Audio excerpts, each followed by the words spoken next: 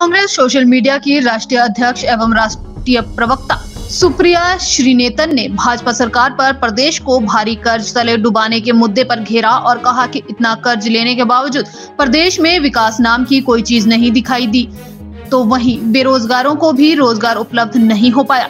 हमीरपुर में पत्रकार वार्ता करते हुए उन्होंने प्रदेश में कांग्रेस पार्टी की जीत का दावा किया। वहीं भाजपा द्वारा कांग्रेस की ग्रंथियों पर उठाए जा रहे सवालों पर पलटवार करते हुए कहा कि कांग्रेस पार्टी में वित्त विभाग के द्वारा पूर्ण आकलन करने के बाद घोषणाएं की जाती हैं और सभी घोषणाओं को पूरा करने के लिए बजट कहां से आएगा, इस बारे में जानकारी ली गई है। पहले तो धूमल जी को भारतीय जनता पार्टी के मुख्यमंत्री से पूछना चाहिए कि जो आपने 51% कर्जा बढ़ाया पिछले 5 साल में, वो कहां गया?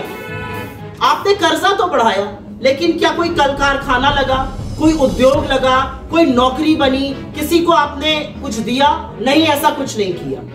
लेकिन हमने कैलकुलेशन किया और मैं आपकी जानकारी के लिए बता दूं, कांग्रेस के किसी भी राज्य के घोषणा पत्र में कोई भी चीज ऐसी नहीं डाली जा सकती जो हमारी इकोनॉमिक कमेटी ने स्वीकृति ना दी हो। और हमारे इकोनॉमिक कमेटी में श्री चिदम्बरम जी जैसे, जयराम रमेश जी जैसे लोग हैं जो पूरा बजट पढ़ते हैं, नंबर्स आकलन करते हैं और उसके बाद स्वीकृति देते हैं। हमारे कई राज्य हैं जहां पर हम ऐसी चीज का वादा नहीं कर सकते, लेकिन हिमाचल में हम ये कर सकते हैं और इसलिए हमने किया है। का आकलन कोई नहीं करेगा। रंजिश के तहत हुआ, जेपी नड्डा जी को उनसे असुरक्षा थी, प्रधानमंत्री जी को उनसे असुरक्षा थी, मैं नहीं जानती। लेकिन मार्गदर्शक मंडल में बिठाने का जो काम कभी अडवाणी जी के साथ और जोशी जी के साथ दिल्ली में किया गया, धूमल जी के साथ यहाँ पर किया गया, तो थोड़ी सी बौखलाहट, थोड़ी सी घबराहट, थोड़ा सा विचलित हो जाना अनुराग जी का वाजिब है।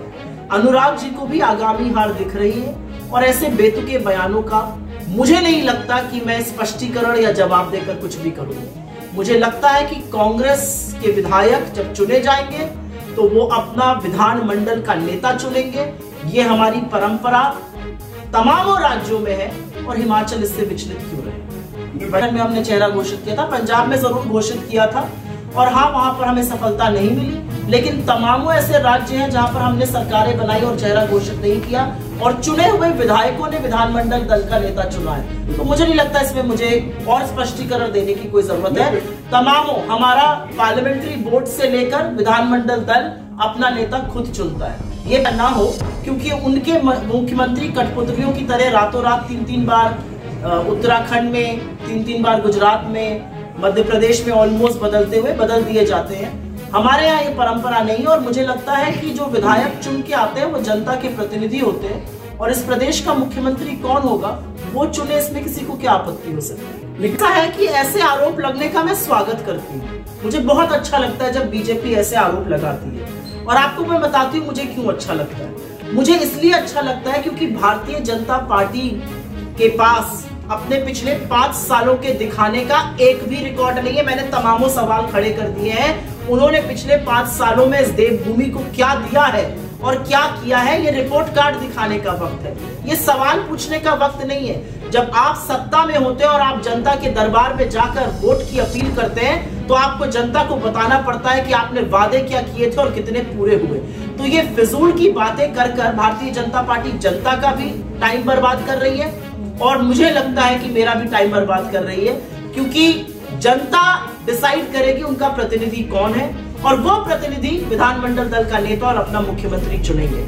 आगामी हार की बौखलाहट तो देखिए ऐसी है हिमाचल में कि नड्डा जी से संभल नहीं रहा था, वो नाकाम हो गए, तो खुद प्रधानमंत्री को फोन कर करके बागियों को समझाना बुझाना पड़ रहा है जो समझने और बुझाने को भी तैयार नहीं है। तो ये तो असलियत आप सब लोगों ने फोन वीडियोस पर और तमाम सोशल मीडिया पर देख ली है कि हर तरह का मॉडल कोड ऑफ कॉन्डक्ट का उल्लंघन करते हुए, अपने पद की प्रतिष्ठा का निरंतर दमन करते हुए जो मोदी जी कर रहे हैं, क्या एक देश के प्रधानमंत्री को करना चाहिए?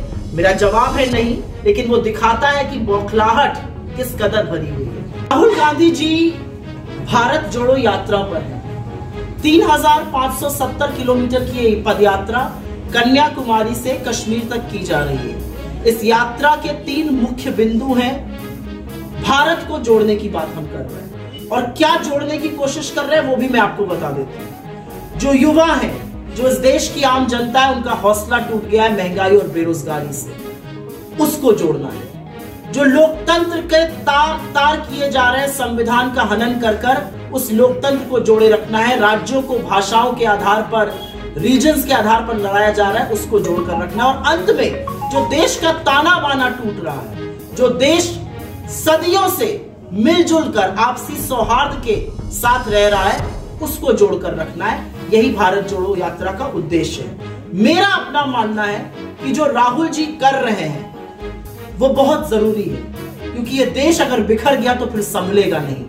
3570 किलोमीटर की पदयात्रा करना आसान काम नहीं है। रोज 25 किलोमीटर पैदल चलना आसान काम नहीं है। लेकिन जिस तरह का जन सैलाब, जिस तरह का जन समूह उनसे आके जुड़ता है, जिस तरह से लोग हक से उनका हाथ पकड़कर चलते हैं, चाहे महिलाएं हो, चाहे पुरुष हो, चाहे बच्चे हो, इससे हमें जरूर बड़ा हौसला मिलता है। ये देखकर कि इस देश में नफरत फैलाने की कितनी भी कोशिशें करी जाएं, इस देश की मूल आत्मा में प्यार है, इस देश की मूल आत्मा में सौहार्द है, और उसी को जोड़ने की हम कोशिश कर रहे हैं। हाँ, राहुल जी हिमाचल नहीं आए, लेकिन प्रियंका जी हिमाचल में बहुत सक्रिय हैं। उन्होंने 4 रैली करी, अभी उनकी एक और रैली बाकी है।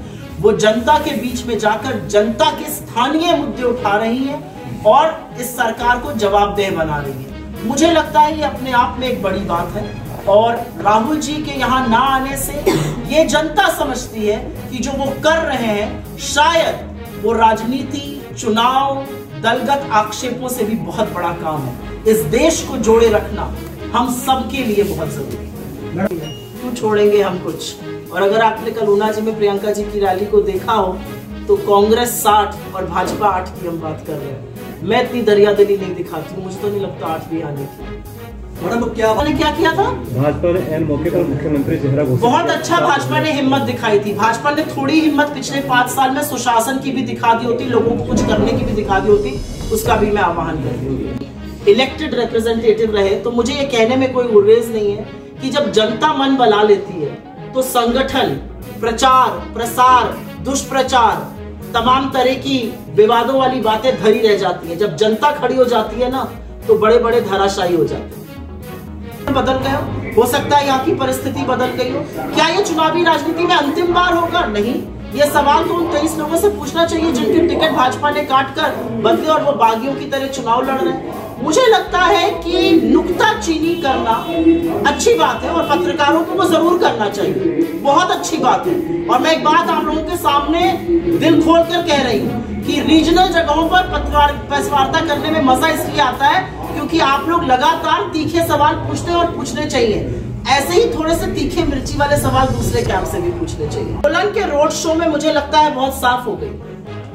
पंजाब जब आप चुनाव लड़ने गए तो आपने गेस्ट टीचर्स को कहा कि आप सबको मैं स्थायी बना दूंगा, और जब वो अपने हक की बात करने हिमाचल आते हैं तो आप कहते हैं तुम भाड़े के टट्टू हो।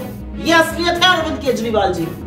तो हिमाचल में तो उनकी डिपॉजिट हर सीट पर जमा होगी, मैं ये दावे के साथ कह सकती हूँ, लेकिन उनका पर्दाफाश गुजरात में भी जबरदस्त तरीके से हो रहा है। उनकी क्या आइडियोलॉजी है, वो किस चीज में यकीन करते हैं, वो इस देश की कौन सी परंपरा मानते हैं, वो मूल मुद्दों पर चुप क्यों हो जाते हैं, अरविंद केजरीवाल जी से ये पूछना चाहिए।